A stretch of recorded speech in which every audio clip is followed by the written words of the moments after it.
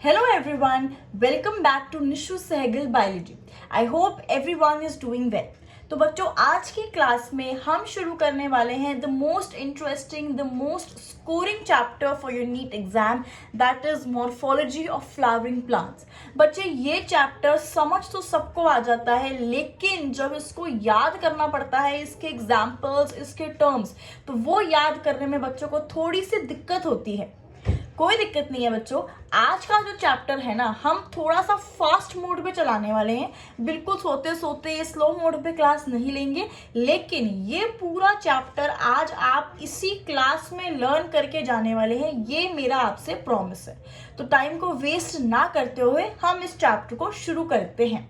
Okay, morphology. बच्चे जब भी हम मॉर्फोलॉजी की बात करते हैं ना, मॉर्फोलॉजी का मतलब होता है एक्सटर्नल फीचर्स, ऐसे फीचर्स जो हम अपनी नेकेड आईज से देख सकते हैं, बाहर से देख सकते हैं, उसको हम बोलते हैं मॉर्फोलॉजी. तो प्लांट के केस में जो मॉर्फोलॉजी है, इट का मतलब होता है morphology is the study of external features. ठीक है, अगर हम एक प्लांट को इमेजिन करें तो प्लांट को बाहर से देखकर हमें कौन से फीचर्स दिखते हैं. रूट होता है, स्टेम होता है, लीफ होता है, फ्लावर होता है, फ्रूट होता है, सीड होता है. ये वो फीचर्स है जो हम बाहर से देख सकते हैं, मतलब मॉर्फोलॉजिकल फीचर्स. इसमें से बच्चों फ्लावर और फ्रूट वो सिर्फ और सिर्फ एंजियोस्पर्म्स का ही कैरेक्टरिस्टिक होता है, और किसी भी टाइप के प्लांट में फ्लावर और फ्रूट नहीं मिलता है. ठीक है, अब हमें इन्हीं मॉर्फोलॉजिकल कैरेक्टर्स को एक एक करके डिस्कस करना है. सबसे पहले हम शुरू करते हैं रूट से. बच्चे रूट क्या है? रूट आप सबको पता है कि प्लांट के ऊपर नहीं प्रेजेंट होती है, प्लांट के नीचे. Root is an underground part, ground के नीचे प्रेजेंट होती है. ठीक है, ये डिसेंडिंग पार्ट है, वेरी इंपॉर्टेंट. जो रूट है बच्चे वो डिसेंडिंग पार्ट है, मतलब ग्राउंड की तरफ, ग्रेविटी की तरफ ग्रो करती है. ठीक है, नीचे की तरफ ग्रो करती है. बच्चे अगर कोई भी पार्ट ग्रेविटी की तरफ ग्रो करता है, मतलब कि वो पॉजिटिवली जियोट्रॉपिक है ना. Remember the chemotropic movements. The root is positively geotropic क्योंकि वो ग्राउंड की तरफ ग्रो करती है. अगर हम सनलाइट की बात करें बच्चे, तो जो चीज ग्राउंड की तरफ ग्रो कर रही है वो ऑब्वियसली सूरज से, सन से दूर ग्रो कर रही है. इसको धूप नहीं पसंद है, धूप से नफरत है. तो जो रूट है बच्चे दैट इज नेगेटिवली फोटोट्रॉपिक, मतलब कि सन से दूर ग्रो कर रही है. ठीक है, अब हमें टाइप्स ऑफ रूट्स करने हैं कि रूट्स हमारे पास एक्चुअली कितने टाइप्स की होती है. बच्चे हमारे पास 3 टाइप के रूट सिस्टम होते हैं. Number 1 tap root system, number 2 fibrous root system, and number 3 adventitious root system. ठीक है, जो टैप रूट सिस्टम है बच्चे, अगर हमारी रूट रेडिकल से निकलती है उसको हम बोलते हैं टैप रूट्स. मतलब प्लांट की कोई भी रूट जो रेडिकल से निकल रही है वो है टैप रूट. अब रेडिकल क्या होता है, मैंने आपको ऐसा रेफरी में कराया था डाइकॉट सीड का स्ट्रक्चर. बच्चे एक डाइकॉट सीड में ऐसे दिखती है, एक एम्ब्रियोनल एक्सिस होती है, 2 कॉटिलेडन्स होते हैं, ऊपर हमारे पास प्लिम्यूर होता है, नीचे हमारे पास रेडिकल होता है. तो जो रूट इस रेडिकल से निकलती है उसको हम बोलते हैं टैप रूट्स. ठीक है, इसका ओरिजिन क्या होगा? Radical of the embryonal axis. अगर हम टैप रूट्स के एग्जांपल्स की बात करें तो मोस्टली हमें ये डाइकॉट्स में देखने को मिलती है. Example mustard. सेकेंड हमारे पास रूट सिस्टम है बच्चे फाइब्रस रूट सिस्टम. बेटा फाइब्रस रूट्स क्या होती हैं? इस प्लांट्स के पास में ओरिजिनली तो टैप रूट ही प्रेजेंट होती हैं, लेकिन ऐसे प्लांट्स की जो टैप रूट्स होती हैं उनकी जिंदगी बहुत छोटी होती है. They are very short lived, ephemeral होती है. ये टर्म याद रखना है, शॉर्ट लिव्ड को हम एफीमेरल बोलते हैं.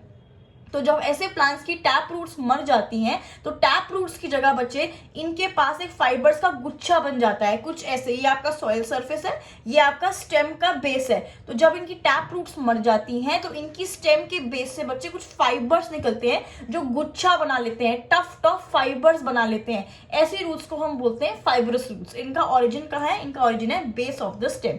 एग्जाम्पल ग्रास, व्हीट एंड मेज. ठीक है, थर्ड रूट सिस्टम है हमारे पास एडवेंटिशियस रूट सिस्टम. बच्चे जो रूट्स रेडिकल को छोड़ के प्लांट के किसी भी पार्ट से निकलती है उसको हम बोलते हैं एडवेंटिशियस रूट्स. तो इसका ओरिजिन क्या है? Any part except the radical. Radical को छोड़ के नोड से, इंटरनोड से, स्टेम से, किसी भी पार्ट से अगर रूट निकल रही है उसको हम बोलते हैं एडवेंटिशियस रूट्स. ठीक है, इसका एग्जाम्पल क्या है हमारे पास? Grass, monstera and prop roots of banyan tree. Very very very important, star mark कर लो बच्चे. ये बैनियन ट्री की फोटो देखो बेटा, बैनियन ट्री के पास आपको पता है बरगद का पेड़ बहुत ही बड़ा पेड़ है और बहुत ही सालों साल, हंड्रेड्स ऑफ ईयर्स तक जिंदा रहता है ये पेड़। बच्चे बैनियन ट्री के पास ओरिजिनली तो टैप रूट्स होती हैं, लेकिन ये जो आपको इसको हम बोलते हैं लटकती हुई रूट्स बच्चे, ये जो प्रॉप रूट्स हैं, सपोर्टिंग रूट्स जो मैंने मार्क करी है, इनको हम बोलते हैं बच्चे प्रॉप रूट्स। ये एरियल पार्ट से निकलती हैं बैनियन ट्री के, इसलिए ये एग्जांपल है एडवेंटिशियस रूट्स का। ठीक है, अब हमें फंक्शंस ऑफ रूट्स डिस्कस करना है बच्चे। रूट्स के 4 मेजर फंक्शंस होते हैं जो ये प्लांट में परफॉर्म करती है। Number 1, storage of reserve food material, खाने को स्टोर करती है।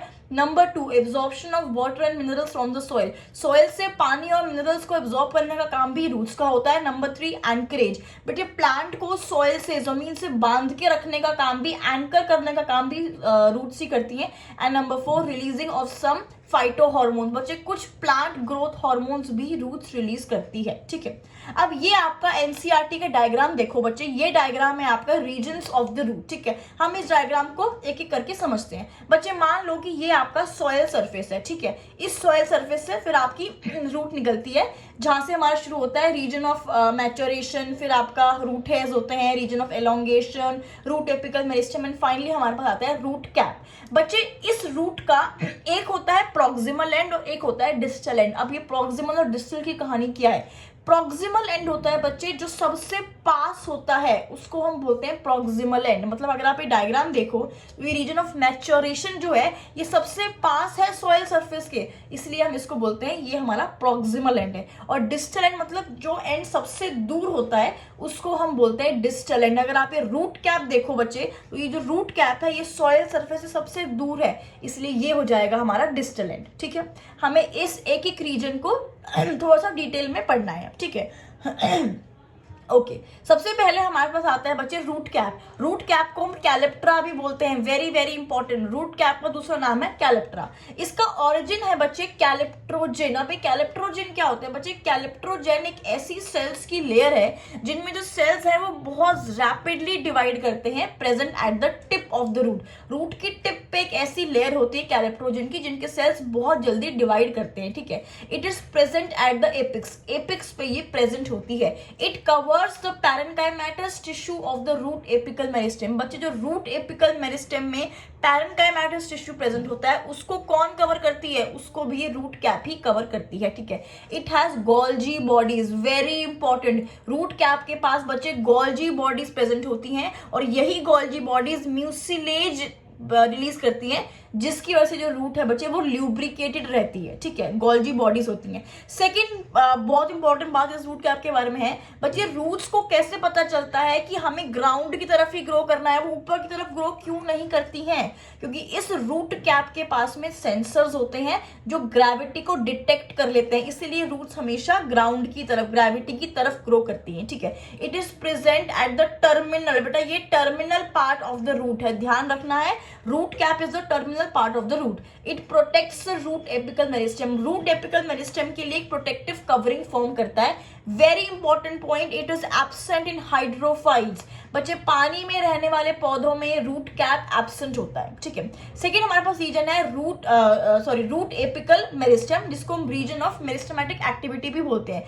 ये जो रीजन है बच्चे ये बहुत ही कम स्पेस में थोड़ा सा ऊपर प्रेजेंट होता है, few millimetres above root cap के प्रेजेंट होता है। इस रीजन की जो सेल्स हैं बच्चे वो स्मॉल होते हैं, थिन वॉल्ड होते हैं और रैपिडली डिवाइड होते हैं। और जो मेरिस्टेमेटिक जो रीजन है बच्चे, इनके सेल्स के पास डेंस प्रोटोप्लाज्म प्रेजेंट होता है। ठीक है, थर्ड रीजन है हमारे पास रीजन ऑफ एलोंगेशन। यहाँ पे बच्चे कहानी आती है प्रॉक्सिमल और डिस्टल एंड की। मैंने आपको बताया था जो एंड पास वाला होता है उसको हम प्रॉक्सिमल बोलते हैं। ठीक है, अगर आप ये डायग्राम देखो, रीजन ऑफ एलोंगेशन बच्चे पास है रीजन ऑफ मेरिस्टेमेटिक एक्टिविटी के as compare to soil surface, right? तो हम बोलते हैं कि region of elongation is proximal to the root apical meristem. ठीक है, इस रीजन में आते आते बच्चे जो सेल्स होते हैं ना वो अब डिवाइड नहीं करते हैं, बस इंक्रीज करते हैं लेंथ में, जिसकी वजह से जो रूट की लेंथ है वो अब इंक्रीज होती है। ठीक है, लास्ट रीजन है हमारे पास रीजन ऑफ मैच्योरेशन। बच्चे ये जो रीजन है ये खास रीजन है, ये अगर हम सॉइल सरफेस के कंपैरिजन में देखें तो सॉइल सरफेस से भी प्रॉक्सिमल है, और रूट ऑफ एलोंगेशन के कंपैरिजन में देखें तो रूट ऑफ एलोंगेशन से भी प्रॉक्सिमल है। ठीक है, इस जो रीजन की जो सेल्स हैं बच्चे वो डिवाइड करते हैं और एक अपना अपना पर्टिकुलर फंक्शन परफॉर्म करना शुरू कर देते हैं।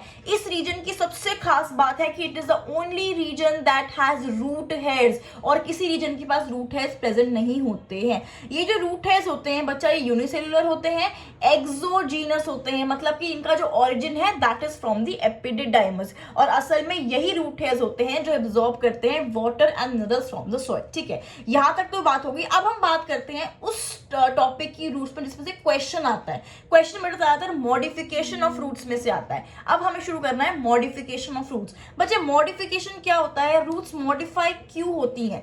सबसे पहले तो ये समझ लो कि रूट्स के जो 4 बेसिक फंक्शन होते हैं जो मैंने आपको ऑलरेडी बताए हैं, उससे हटकर अगर रूट कुछ काम करने लग जाए तो हम उसको बोलते हैं भाई ये मॉडिफाइड रूट है। मान लो रूट पानी एब्जॉर्ब नहीं कर रही है भाई, वो गैसियस एक्सचेंज में हेल्प कर रही है, तो उसको हम बोलेंगे it is a modified root. हमें 2 टाइप की मॉडिफिकेशंस पढ़नी है, एक हमें टैप रूट की मॉडिफिकेशन पढ़नी है, दूसरी हमें एडवेंटिशियस रूट की मॉडिफिकेशंस पढ़नी है। ठीक है, सबसे पहले हमें बात करनी है मॉडिफिकेशन ऑफ टैप रूट। बच्चे जो टैप रूट्स हैं वो 2 रीजंस की वजह से मॉडिफाई होती हैं। एक होता है आपका स्टोरेज ऑफ फूड, दूसरा होता है आपका gaseous exchange. Storage of food की अगर हम बात करें तो हमें 4 एग्जांपल्स याद रखने हैं, रेडिश, कैरेट, टर्निप और बीट। तो जो आप गाजर मूली खाते हो बच्चे, उसकी आप एक्चुअली मॉडिफाइड रूट खा रहे हो। ठीक है, सब्जी नहीं खा रहे हो, मॉडिफाइड रूट खा रहे हो। अगर हम दूसरा पर्पस की बात करें दैट इज गैसियस एक्सचेंज, ये बहुत इंपॉर्टेंट है बच्चे, बहुत बार इसमें से क्वेश्चन आता है।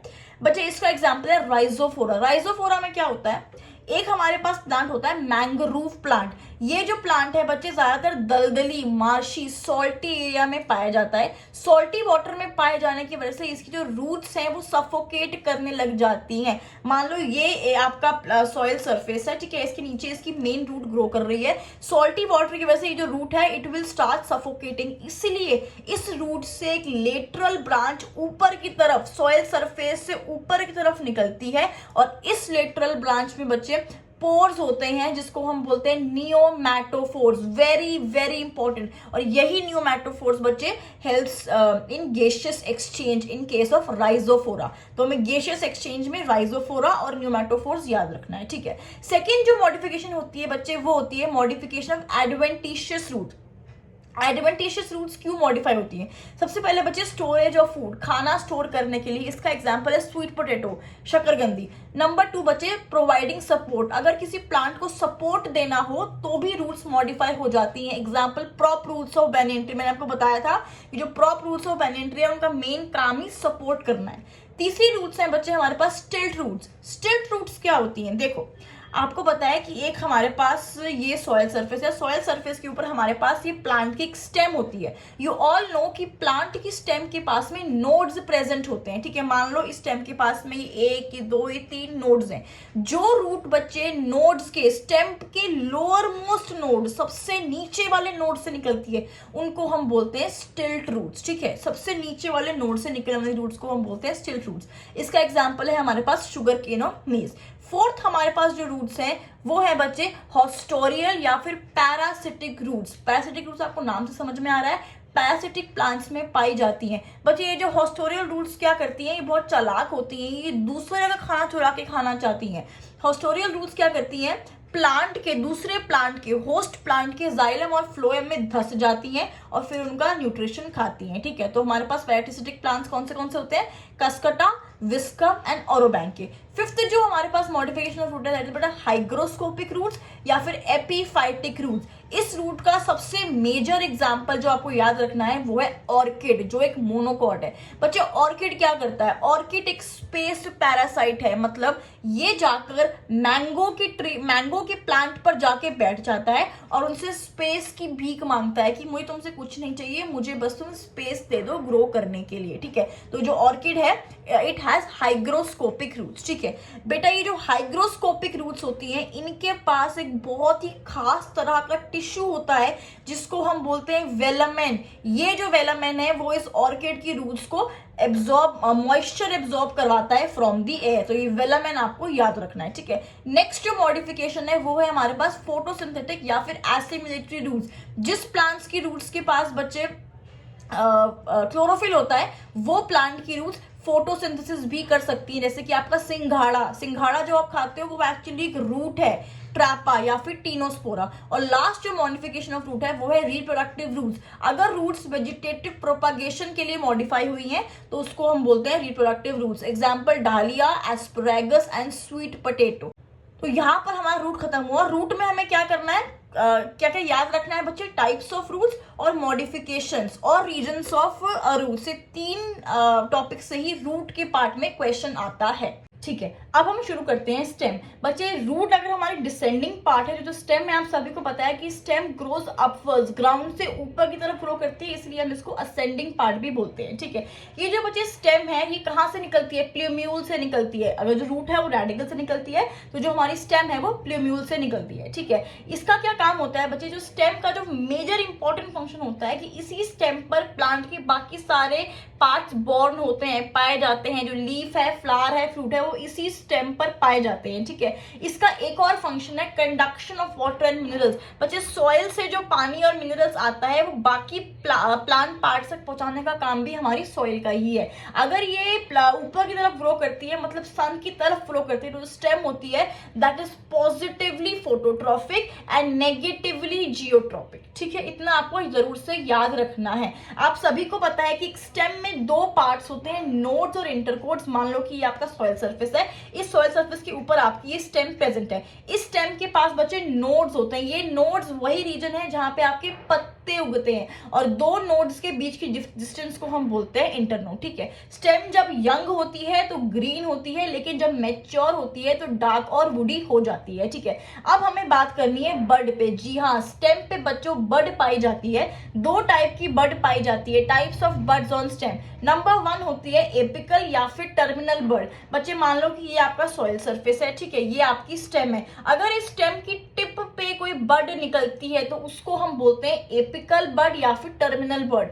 सेकंड टाइप की बड होती है एक्सिलरी बड। एक्सिलरी बड क्या होती है, मान लो ये आपकी स्टेम है, ठीक है। इस स्टेम से एक्सियल ऑफ लीफ निकलता है और यहाँ पर आपका पत्ता बन जाता है। बच्चे इस एक्सियल ऑफ लीफ से अगर कोई बड निकल रही है इस एक्सियल से, तो हम उसको बोलते हैं axillary bud. So we have 2 types of bud, apical bud and axillary bud, ठीक है। अब हमें करना है बच्चे मॉडिफिकेशन ऑफ स्टेम। जैसे हमने मॉडिफिकेशन ऑफ रूट्स किया था वैसे हमें मॉडिफिकेशन ऑफ स्टेम भी करना है। हमारे पास 3 टाइप की स्टेम्स होती हैं बच्चे, अंडरग्राउंड स्टेम, सब एरियल और एरियल। हमें इन तीनों को एक करके डिस्क्राइब करना है। अंडरग्राउंड स्टेम की बच्चे नाम से पता चल रहा है कि it grows under the ground. जी हाँ, रूट ही नहीं स्टेम भी अंडरग्राउंड ग्रो करती है अगर वो एक मॉडिफाइड स्टेम बन जाती है तो। बच्चे ये जो अंडरग्राउंड स्टेम है वो नॉन ग्रीन होती है, ग्रीन नहीं होती है, क्लोरोफिल इनके पास में नहीं होता है। अब भैया क्या काम है इनका, अगर ऑलरेडी रूट ग्राउंड के नीचे ग्रो कर रही है तो स्टेम क्यों मॉडिफाई होकर ग्रो कर रही है। बच्चे 4 रीजंस की वजह से स्टेम मॉडिफाई होती है to grow under the ground. Number 1 storage of food, number 2 support, number 3 vegetative propagation, number 4 organ of perennation. अगर फेवरेबल कंडीशंस नहीं है, अनफेवरेबल कंडीशंस में भी ये अंडरग्राउंड स्टेम प्लांट को जिंदा रखती हैं, तो ये ऑर्गन ऑफ पेरिनेशन भी है, ठीक है। अब हमें बात करनी है modifications of underground stem. Confuse नहीं होना है बच्चे, एक एक करके हम सब डिस्क्राइब करेंगे, सब आपको समझ में भी आएगा, ठीक है। अंडरग्राउंड स्टेम 4 टाइप की होती है, राइजोम होता है, ठीक है, ट्यूबर होता है, कॉर्म होता है, हमारे पास बल्ब होता है। जो राइजोम है बच्चे, ये डायग्राम देखो, ये ग्राउंड के नीचे हॉरिजॉन्टली ग्रो करती हैं, ठीक है, ऐसे हॉरिजॉन्टली ग्रो करती हैं। इसका एग्जांपल हमारे पास है बनाना है, टर्मरिक है, कैना है, जिंजर है। दूसरी टाइप की जो हमारे पास अंडरग्राउंड स्टेम है दैट इज कॉम। ये आपको याद रखना है, com is the largest underground stem. चारों अंडरग्राउंड स्टेम्स में से जो कॉर्म है दैट इज द लार्जेस्ट, ठीक है। ये डायग्राम देखो, ये कॉर्म का डायग्राम है बच्चे। जो हमारे पास राइजोम है वो हॉरिजॉन्टली ग्रो करता है, ये जो कॉर्म है वो ग्राउंड के नीचे वर्टिकली ग्रो करती है। कैसे ग्रो करती है? वर्टिकली ग्रो करती है। इसका एग्जाम्पल लिलिएशी फैमिली, जितने भी लिलिएशी फैमिली के मेंबर्स हैं, जैसे कि कोलोकेशिया जो आपकी अरबी है, ठीक है, क्रोकस है, एमोर्फोफैलस है, फैलस है, ग्लैडियोलस है, ये सारे आपके कॉर्म के एग्जाम्पल है। थर्ड जो अंडरग्राउंड स्टेम है वो है हमारे पास ट्यूबर। बच्चे ये स्वोलन स्टेम होती है, मोटी स्टेम होती है, इसको ध्यान से समझना। मान लो ये आपका सॉइल सरफेस है और इस सॉइल सरफेस के नीचे आपकी अंडरग्राउंड स्टेम प्रेजेंट है, ठीक है। इस अंडरग्राउंड स्टेम से जो लेटरल ब्रांचेस निकलती हैं सॉइल के ऊपर, उन लेटरल ब्रांचेस पे जो स्वोलन स्टेम बनती है उसको हम बोलते हैं ट्यूबर। क्या बोलते हैं? ट्यूबर। दोबारा समझ लो, ये आपका सॉइल सरफेस है, सॉइल सरफेस के नीचे आपकी स्टेम है, इस स्टेम से बच्चे लेटरल ब्रांचेस निकल रही हैं, इन लेटरल ब्रांचेस के ऊपर जो आपकी स्टेम बनती है उसको हम बोलते हैं ट्यूबर। एग्जाम्पल पोटैटो, आलू, सोलनम ट्यूबरोसम। और लास्ट है हमारे पास बच्चे बल्ब। बल्ब जो है वो स्मॉलेस्ट अंडरग्राउंड स्टेम है, corm largest underground stem, bulb smallest underground stem. बच्चे ये भी लिलिएशी फैमिली में पाई जाती है, जैसे कि आपका अनियन, गार्लिक और लिली। अब हम बात कर लेते हैं हमारे सब एरियल स्टेम्स की। सब एरियल स्टेम्स क्या होते हैं बच्चे? आपको नाम से पता चल जाना चाहिए कि ना तो ये पूरी तरह से हवा में है, ना तो पूरी तरह से एरियल है, और ना ही पूरी तरह से ग्राउंड पे है। सब एरियल है, मतलब बीच में लटकी हुई है। मान लो कि ये आपका सॉइल सरफेस है और इस सॉइल सरफेस से आपकी स्टेम निकलती है ऊपर की तरफ। इस स्टेम से बच्चे एक लेटरल ब्रांच निकलती है, ठीक है। कुछ देर के बाद ये जो लेटरल ब्रांच है ये ग्राउंड को टच करती हुई जाती है, मतलब इसका एक हिस्सा ग्राउंड को टच करता है और इसका एक हिस्सा हवा में रहता है, मतलब कि ये सब एरियल है। इसका एक ही पर्पस है, वेजिटेटिव प्रोपागेशन के लिए ही रूट सब एरियली मॉडिफाई होती हैं। अब हमें करना है types of subaerial roots. 4 type की होती हैं बच्चों, runner, stolon, offset and sucker, ठीक है। अगर हम रनर की बात करें, रनर क्या होता है बच्चे? ये डायग्राम देखो, I am specially making the diagrams खुद से ताकि आपको क्लैरिटी ज्यादा मिले बच्चों, ठीक है। आपके सामने बन रहे हैं डायग्राम्स।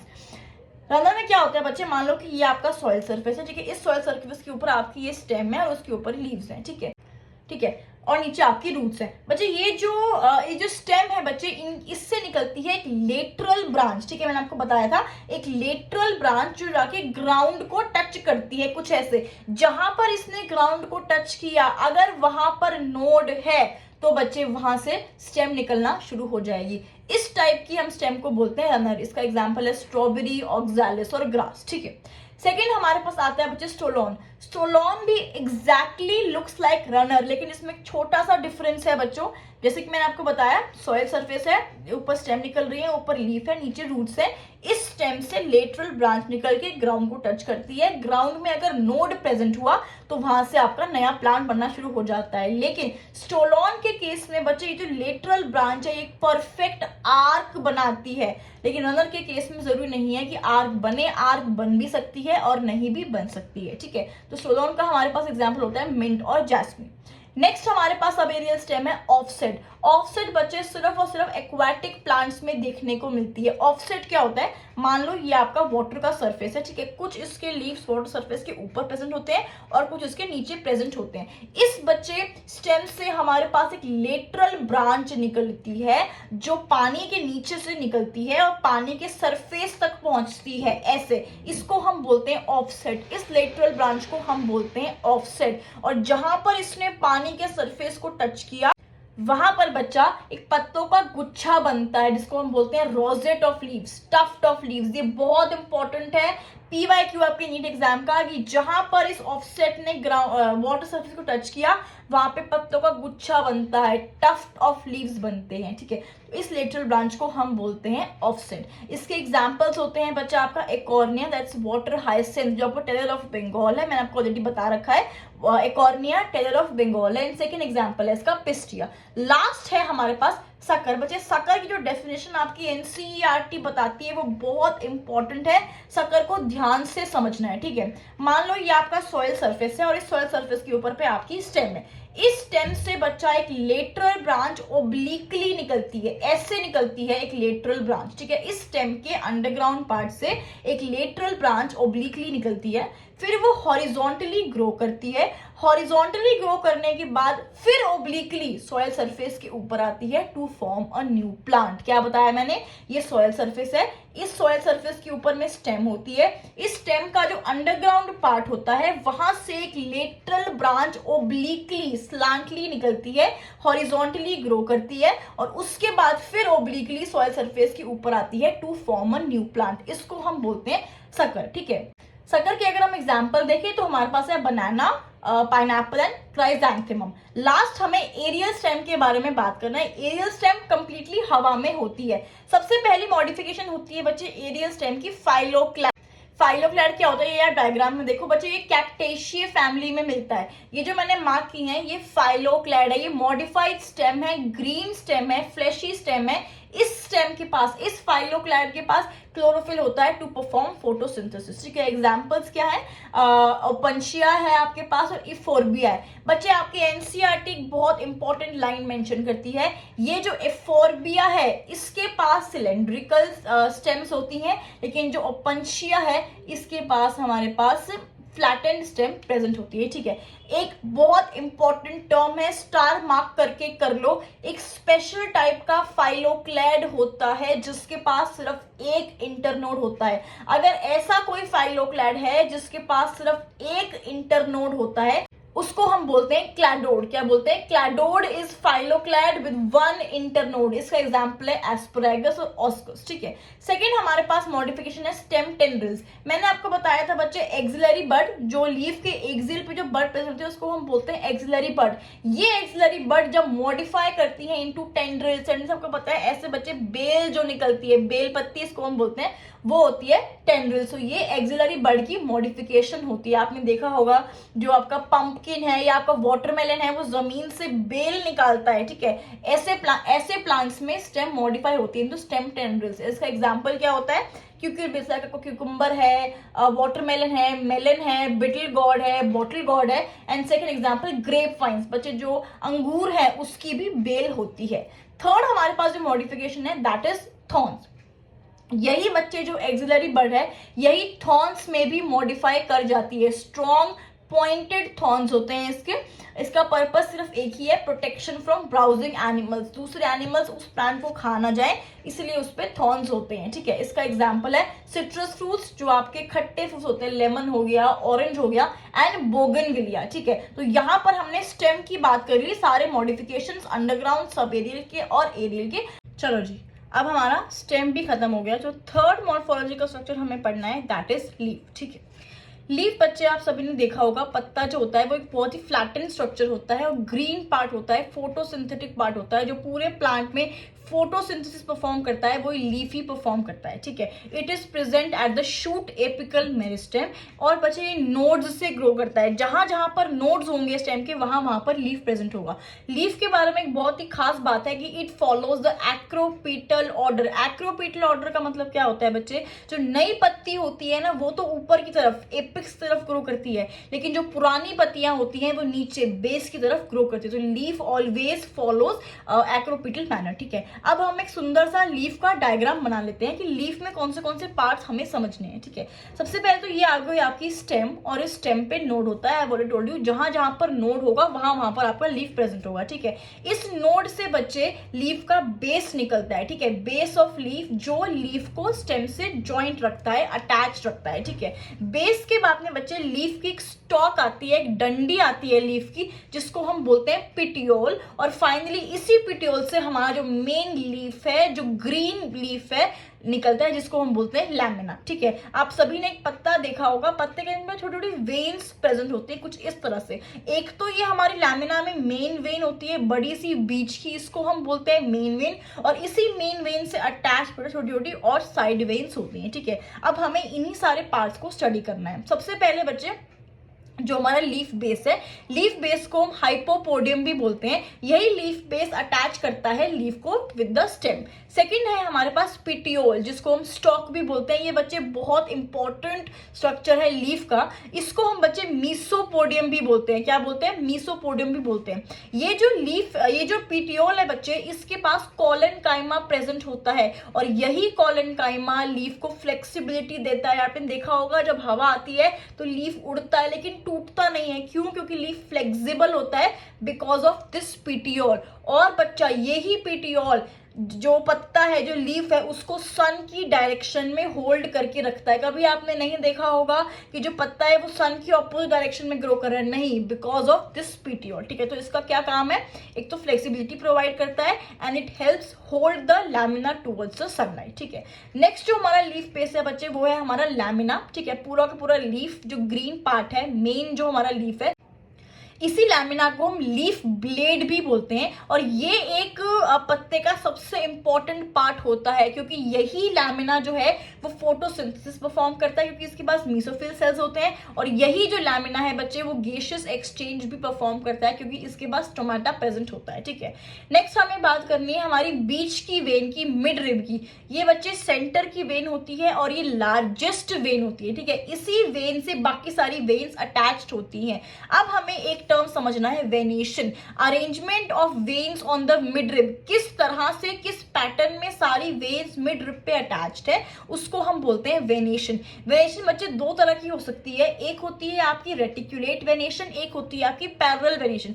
रेटिकुलेट वेनेशन कुछ इस तरह से होती है, लुक इन द डायग्राम। जो वेन्स है बच्चे, वो एक नेटवर्क फॉर्म कर लेती है और इस टाइप की वेनेशन में सारी की सारी वेन्स डिफरेंट साइजेस की होती हैं, अलग अलग साइजेस की होती हैं। एग्जाम्पल है बच्चे आपके पास एप्पल, बैनियन एंड गुआवा। ठीक है, एप्पल, बैनियन, ट्रेन, गुआवा। दूसरी जो वेनेशन है वो होती है हमारे पास बच्चे पैरेलल वेनेशन। पैरेलल वेनेशन में क्या होता है, जो भी वेन्स है वो एक दूसरे से पैरेलल होती हैं। या तो बच्चे इस डायरेक्शन में हॉरिजॉन्टली पैरेलल होंगी या फिर बच्चे वर्टिकली पैरेलल होंगी। इस वेनेशन को हम बोलते हैं पैरेलल वेनेशन। और ये आपको मोस्टली और ये आपको मोस्टली मोनोकॉट्स में देखने को मिलता है। ठीक है, अब हमें चलना है बच्चे towards types of leaves. Very very important topic. हमारे पास बच्चे दो टाइप के लीव्स प्रेजेंट होते हैं। एक होता है आपका सिंपल लीफ, एक होता है आपका कंपाउंड लीफ। जो सिंपल लीफ होता है ना बच्चे, वो पूरा स्ट्रक्चर होता है, ऐसे बहुत सुंदर सा स्ट्रक्चर होता है। या तो बच्चे इसमें जो कट्स होते हैं, इंसिशंस होती हैं, वो प्रेजेंट ही नहीं होंगी, एक पूरा सा सिंगल यूनिट जैसा आपका लीफ होगा। या फिर अगर कट्स, इंसिशंस प्रेजेंट भी होंगी तो भी बच्चे वो कट्स कभी भी मिड रिब तक नहीं पहुंचेंगे, सिर्फ आपको साइड्स में देखने को मिलेंगे। मतलब या तो लैमिना सिंगल यूनिट की तरह प्रेजेंट होगा, और अगर हुए भी कट्स तो वो कट्स कभी भी मिड रिब तक नहीं पहुंचते हैं। इसका एग्जांपल क्या है? Apple, ficus, guava and mango. ठीक है, नेक्स्ट टाइप का जो हमारा लीफ है वो है कंपाउंड लीफ। कंपाउंड लीफ में क्या होता है बच्चे, जो कट्स होते हैं वो हमेशा मिड रिब तक पहुंचते हैं और लीफ को छोटे छोटे लीफलेट्स में डिवाइड कर लेते हैं। ठीक है, अब बच्चे कट्स ना दो टाइप के होते हैं। अगर तो कट्स इस डायरेक्शन में होंगी, लुक इन द डायग्राम, अगर तो कट्स बच्चे इस डायरेक्शन में जा रहे होंगे तो जो हमारी पत्ती बनती है ना वो कुछ ऐसे बनती है। ठीक है, ऑपोजिट साइड में सारे लीव्स प्रेजेंट होते हैं। इस टाइप के लीफ को हम बोलते हैं, इस टाइप की पत्ती को हम बोलते हैं पिन्नेटली कंपाउंड लीफ। क्या बोलते हैं? Pinnately compound leaf. और एक बहुत इंपॉर्टेंट PYQ स्टार मार्क कर लेना कि पिन्नेटली कंपाउंड लीफ की जो मिड रिब है, अब उसको हम मिड रिब नहीं बोलते हैं, उसको हम रैकिस बोलते हैं। क्या बोलते हैं? रैकिस। ये आपका एक बहुत ही इंपॉर्टेंट PYQ है। ठीक है,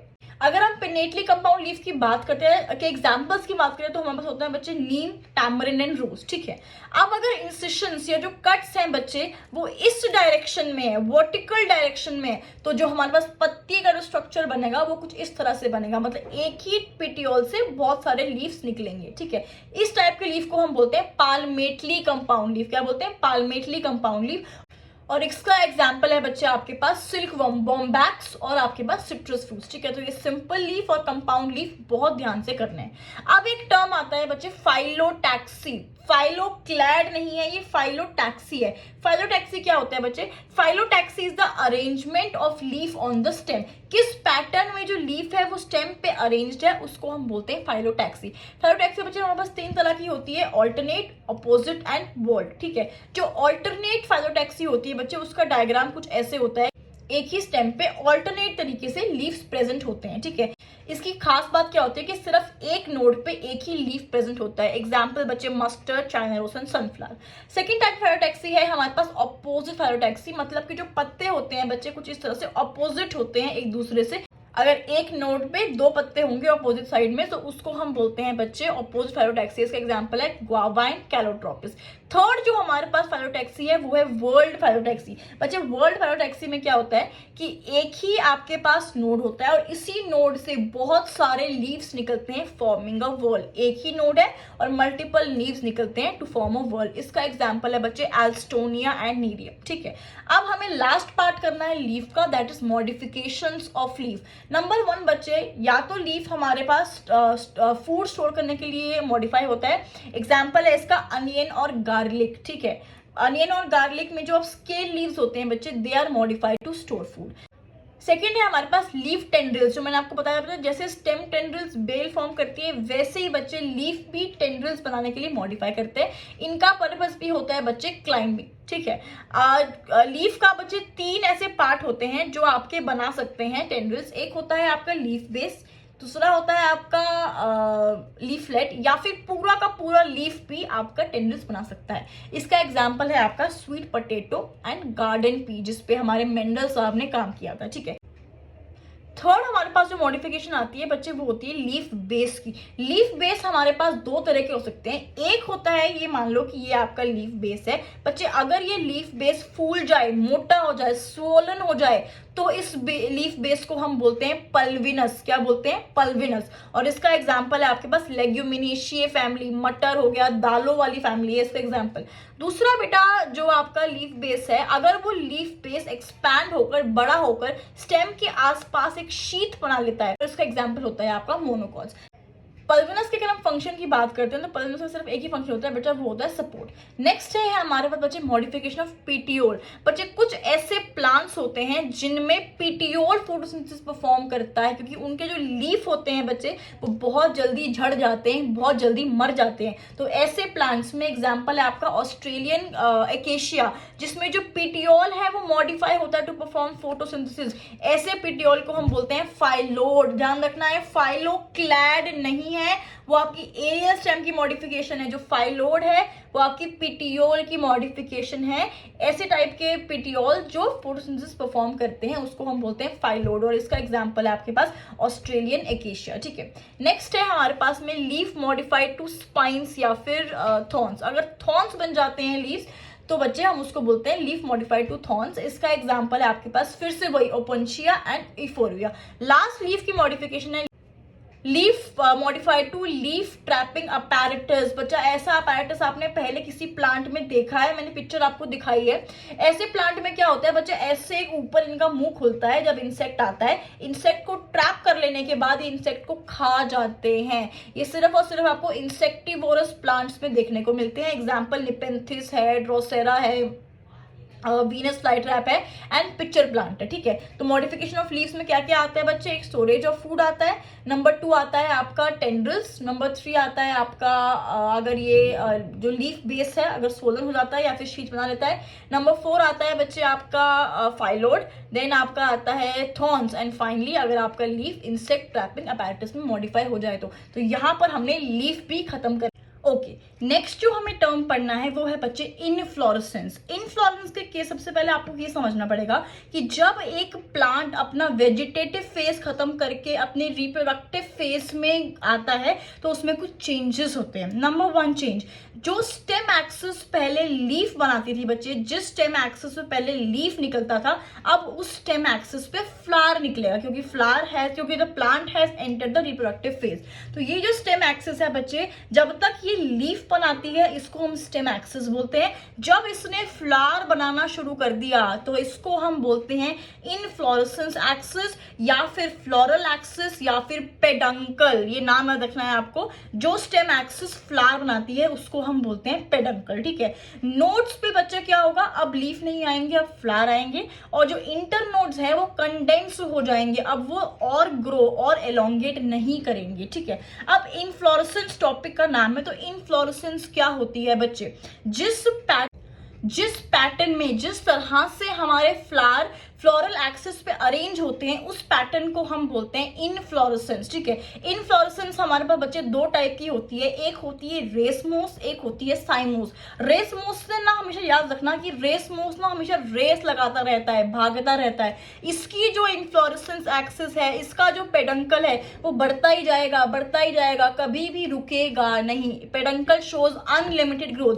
लेकिन जो साइमोस है बच्चे, वो समझदार है, वो संतुष्ट है अपने आप से, उसका पेडंकल एक हद तक ही ग्रो करता है, इट शोज लिमिटेड ग्रोथ। ठीक है, अगर हम रेसमोस की बात करें बच्चे, रेसमोस के केस में फ्लावर कभी भी टिप पे नहीं आएगा। लुक इन द डायग्राम, कभी भी टिप पे नहीं आएगा, हमेशा लेटरली ग्रो करेगा। लेकिन जो साइमोस है उसमें हमेशा हमेशा जो फ्लावर है वो टिप पे ग्रो करेगा। ठीक है, अगर हम रेसमोस की बात करते हैं बच्चे, इस इन्फ्लोरेसेंस में फ्लावर्स शो एक्रोपीटल सक्सेशन। मैंने आपको बता दिया है, एक्रोपीटल का मतलब होता है जो यंग पत्तियां हैं वो ऊपर की तरफ ग्रो करती हैं और जो ओल्ड पत्तियां हैं वो नीचे की तरफ ग्रो करती हैं। ठीक है, लेकिन साइमोस में बच्चे फ्लावर्स शो बेसिपीटल सक्सेशन, मतलब कि जो ओल्ड पत्तियां हैं वो ऊपर ग्रो करती हैं और जो यंग पत्तियां हैं वो नीचे ग्रो करती हैं। ठीक है, रेसमोस के केस में बच्चे flowers show centripetal succession. Very very important, star mark कर लो। सेंट्रीपीटल सक्सेशन क्या होता है बच्चे, आपको पता है कि एक फ्लावर में पंखुड़ी होती है,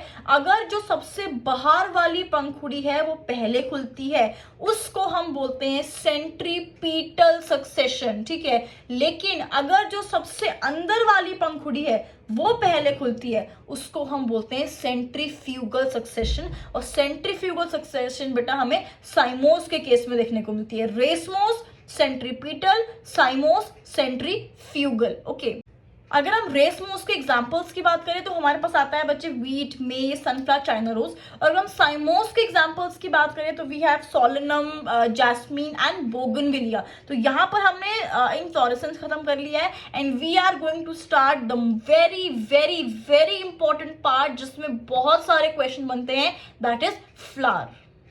ओके बच्चों, now moving on to the most important part, flower, जहां से बहुत सारे क्वेश्चंस आपके नीट के एग्जाम में आते हैं।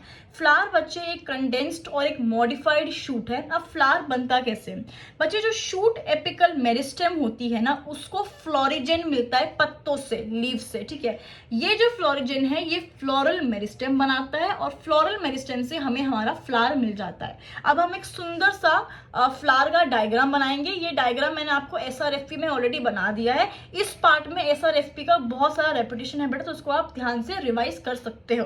फ्लावर में सबसे पहले बच्चे हमारे पास बेस होता है जिसको हम पेडिकल बोलते हैं। ध्यान रखना है पेडंकल नहीं है, वो इनफ्लोरेसेंस एक्सिस है, ये पेडिकल है, ये बेस ऑफ द फ्लावर है। ठीक है, पेडिकल या फिर आप इसको स्टॉक बोल सकते हो।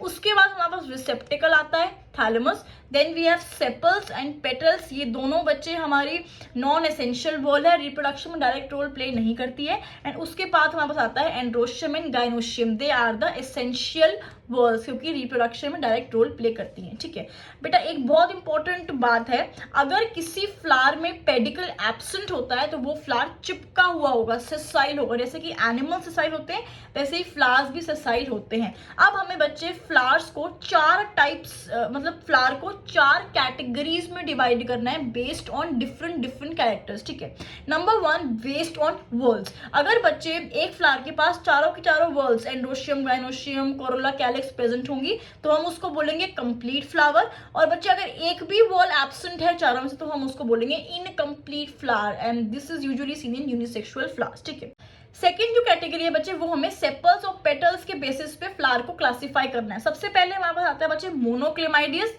डाइक्लेमाइडियस एंड एक्लेमाइडियस। डाइक्लेमाइडियस में क्या होता है बच्चे, सेपल और पेटल मतलब कि कैलिक्स, कोरोला दोनों प्रेजेंट होते हैं। डाइक्लेमाइडियस एक बहुत ही इंपॉर्टेंट कंडीशन है। इसमें क्या होता है बच्चे, जो सेपल्स और पेटल्स होते तो हैं लेकिन दोनों आपस में फ्यूज्ड होते हैं। सेपल और पेटल फ्यूज्ड होके टेपल बना लेते हैं और टेपल्स के झुंड को हम बोलते हैं पेरियांथ। ये आगे आपके फ्लोरल फॉर्मूला में भी काम आने वाला है बेटा। डाइक्लेमाइडियस में क्या होता है, सेपल्स और पेटल्स फ्यूज होके टेपल बना लेते हैं, टेपल के झुंड को हम बोलते हैं पेरियांथ। और ये बच्चे हमें ग्रामीणी और लिलिएशियी फैमिली में देखने को मिलता है। ठीक है, तीसरा है हमारे पास में बच्चे एक्लेमाइडिनस, मतलब कि इसमें सेपल्स भी एब्सेंट है और पेटल्स भी एब्सेंट है। ये हमें यूफोर्बिया में देखने को मिलता है। ठीक है, थर्ड टाइप का जो हमें क्लासिफिकेशन करना है that is based on number of sepals and petals, कितने सेपल और पेटल्स प्रेजेंट है बच्चे। इसमें होता है ट्राइमेरस, टेट्रामेरस, पेंटामेरस, मतलब ट्राइमेरस 3 या फिर 3 के मल्टीपल में अगर सेपल्स और पेटल्स प्रेजेंट है, मतलब 3, 6, 9, ठीक है। नेक्स्ट है हमारे पास में टेट्रामेरस 4 या फिर 4 के मल्टीपल्स में, एंड फाइनली हमारे पास है पेंटामेरस, मतलब 5 या फिर 5 के मल्टीपल्स में सेपल्स और पेटल्स प्रेजेंट है। पेंटामेरस बच्चे सबसे कॉमन होता है। लास्ट जो क्लासिफिकेशन ऑफ फ्लावर्स है वो हमें करनी है pattern of arrangement of floral parts on thymus. ये बेसिकली बच्चे ओवरी थैलेमस में किस तरह प्रेजेंट है, कहाँ प्रेजेंट है, उसका क्लासिफिकेशन है। 3 टाइप की हमारे पास में ओवरी होती है बच्चों, हम आगे हम गाइनोशियम में पढ़ेंगे। एक होती है हाइपोगाइनस, एक होती है एपिगाइनस और एक होती है हमारे पास में पेरीगाइनस। बच्चे ये देखो, ये आपका रिसेप्टिकल के ऊपर ओवरी है। अगर आपकी ओवरी सुपीरियर है, मतलब कि बाकी सारे फ्लोरल पार्ट्स नीचे और ओवरी ऊपर है, इस टाइप की ओवरी को हम बोलते हैं सुपीरियर ओवरी, मतलब hypogynous. Example mustard, brinjal and China rose. Next है हमारे पास में बच्चा एपिगाइनस ओवरी। एपिगाइनस ओवरी बच्चे, ओवरी नीचे आ गई, औरत नीचे आ गई, बाकी फ्लावर ऊपर, बाकी फ्लोरल पार्ट्स ऊपर चले गए। अगर आपकी ओवरी इंफीरियर है, नीचे है, और बाकी फ्लोरल पार्ट्स ऊपर प्रेजेंट है बच्चे, इस टाइप की ओवरी को हम बोलते हैं इंफीरियर ओवरी, मतलब एपिगाइनस। इसका एग्जांपल है बच्चे क्यूक्यूपिड्स है, क्यूक्यूम्बर है, एस्टरेशिये फैमिली है, सनफ्लावर है एंड गुआवा है। फाइनली हमारे पास आता है पेरीगाइनस। पेरीगाइनस का मतलब ये होता है बच्चे औरत यहाँ पर बीच में है, ठीक है, मतलब कि ओवरी जो है वो हाफ सुपीरियर है, हाफ इंफीरियर है, और बाकी जो जो फ्लोरल पार्ट्स है बच्चे वो आधे ओवरी के ऊपर और आधे ओवरी के नीचे, ओवरी बीच में है। इसको हम बोलते हैं पेरीगाइनस। इसके 3 स्ट्रेट एग्जांपल्स हैं, प्लम, रोज और पीच, जो आपकी एनसीईआरटी मेंशन करती है, ठीक है। अब बच्चे एक बहुत इंपॉर्टेंट टर्म है ब्रैक्ट। ब्रैक्ट का मतलब क्या होता है, ये डायग्राम देखो बच्चे, ये आपका लीफ का फ्लावर का बेस है। अगर इस फ्लावर के बेस पे, पेडिकल पे दोनों तरफ छोटे छोटे लीफलेट्स ग्रो करते हैं, उसको हम बोलते हैं ब्रैक्ट। तो बेटे फ्लावर ब्रैक्ट भी हो सकते हैं और ई ब्रैक्टिएट भी हो सकते हैं, ठीक है। नेक्स्ट हमारे पास आता है सिमिट्री ऑफ फ्लावर। जैसे हमने एनिमल किंगडम में सिमिट्री करी थी एनिमल्स की, वैसे ही हमें फ्लावर्स की सिमिट्री भी करनी है। इसमें बच्चे सेम है, radial symmetry, bilateral symmetry and asymmetry. बच्चे अगर हम रेडियल सिमिट्री की बात करें तो फ्लावर्स के केस में हम उसको बोलते हैं एक्टिनोमॉर्फिक, मतलब कि आप फ्लावर को इक्वल हाफ्स में डिवाइड कर सकते हो। कितने भी हाफ में कर सकते हो, from the plane passing through the centre, इसको हम बोलते हैं एक्टिनोमॉर्फिक। और इसका एग्जांपल है आपके पास मस्टर्ड, दतूरा, चिली रोज। अगर हम बच्चे बायलेटरल की बात करें उसको हम बोलते हैं जाइगोमॉर्फिक, मतलब आप फ्लावर को इक्वल हाफ में डिवाइड कर सकते हो only through the plane passing through the centre, एक ही प्लेन से आप डिवाइड कर सकते हो। और इसका एग्जाम्पल है P, Gulmohar and beans. And finally हमारे पास आता है बच्चे एसिमिट्री। एसिमिट्री मतलब आप किसी भी प्लेन से फ्लावर को इक्वल हाफ्स में डिवाइड नहीं कर सकते हो। इसका एग्जाम्पल है हमारे पास में कैना। तो 3 टाइप की सिमिट्री है, actinomorphic, zygomorphic and asymmetry. Next moving on to a very important term जिसको हम बोलते हैं एस्टिवेशन। बच्चे एस्टिवेशन क्या होता है, arrangement of sepals with respect to sepals और petals with respect to sepals, मतलब सेपल्स और पेटल्स आपस में कैसे जुड़े हुए हैं, कैसे अरेंज है, उसकी अरेंजमेंट को हम बोलते हैं एस्टिवेशन। एस्टिवेशन बच्चे 4 टाइप की होती है, ट्विस्टेड, वैल्वेट, इम्ब्रिकेट और vexillary. So let's understand them one by one. बच्चे अगर हम वैल्वेट एस्टिवेशन की बात करें, लुक एट द डायग्राम। बच्चे इसमें कोई भी सेपल्स और पेटल्स एक दूसरे को फ्यूज नहीं करते हैं, सिर्फ और सिर्फ जो मार्जिन्स होती हैं वही टच करती हैं। ये आपको सेपल्स में भी देखने को मिलेगा और पेटल्स में भी देखने को मिलेगा। इसके एग्जाम्पल्स हैं सोलनेशिए है, कैलोट्रोपिस है। लेग्यूमिनेशिए के केस में स्टार मार्क कर लो, जो वैल्वेट एस्टिवेशन है सिर्फ और सिर्फ आपको सेपल्स में देखने को मिलता है, पेटल्स में नहीं देखने को मिलता है। सेकंड जो हमारे पास एस्टिवेशन है बच्चे, that is going to be twisted aestivation. Twisted में क्या होता है बच्चे, एक जो आपकी सेपल है, एक साइड जो सेपल और पेटल की है वो ओवरलैप करेगी, ध्यान से देखो ओवरलैप कर रही है, और दूसरी साइड जो है बच्चे वो ओवरलैप होगी किसी और सेपल या पेटल से। एक साइड ओवरलैप कर रही है, एक साइड ओवरलैप हो रही है, तो इसको हम बोलते हैं ट्विस्टेड एस्टिवेशन। इसका एग्जाम्पल है बच्चे आपकी मालवेशिये फैमिली। लेडी फिंगर हो गया, कॉटन हो गया, आपके पास मस्टर्ड, चाइना रोज हो गया, लेडी फिंगर हो गया, कॉटन हो गया। थर्ड है हमारे पास बच्चे इम्ब्रिकेट एस्टिवेशन। इसमें क्या होता है बच्चे, एक जो आपकी सेपल या पेटल है वो कंप्लीटली ओवरलैप कर रही है, कंप्लीटली ऊपर है, और एक जो सेपल और पेटल है वो कंप्लीटली ओवरलैप हो रही है, कंप्लीटली बीच में है, और बाकी की जो 3 है वो ट्विस्टेड अपना आराम से फॉलो कर रही है। मतलब एक जो सेपल या पेटल है वो कंप्लीटली ओवरलैप हो रही है, कंप्लीटली नौकर बनी हुई है, और एक कंप्लीटली ओवरलैप कर रही है, कंप्लीटली राजा बनी हुई है। इसके एग्जांपल है बच्चे कैस्टा एंड गुलमोहर। और लास्ट में आती है हमारी सबसे सबसे सबसे इंपॉर्टेंट एस्टिवेशन, जो कि है वेक्सिलरी एस्टिवेशन। इसको हम पैपिलोनोसिस भी बोलते हैं। इसमें क्या होता है बच्चे, हमारे पास में 5 पेटल्स होती है, सिर्फ और सिर्फ पेटल्स में देखने को मिलता है। एक जो सबसे ऊपर वाली लार्जेस्ट पेटल जिसको हम स्टैंडर्ड बोलते हैं, 2 बीच वाली, विंग्स, और फाइनली हमारे पास में 2 फ्यूज्ड पेटल्स होती हैं जिसको हम बोलते हैं कील। तो स्टैंडर्ड, विंग्स और कील वाली जो एस्टिवेशन है उसको हम बोलते हैं वेक्सिलरी एस्टिवेशन। ये सिर्फ और सिर्फ पेटल्स में देखने को मिलती है। इसका प्राइम एग्जांपल है लेग्यूमिनेशिया की पेटल्स। लेग्यूमिनेशिया की सेपल्स में हमें वेलवेट देखने को मिलता है, लेकिन लेग्यूमिनेशिया की पेटल्स में हमें बच्चे वेक्सिलरी एस्टिवेशन देखने को मिलती है।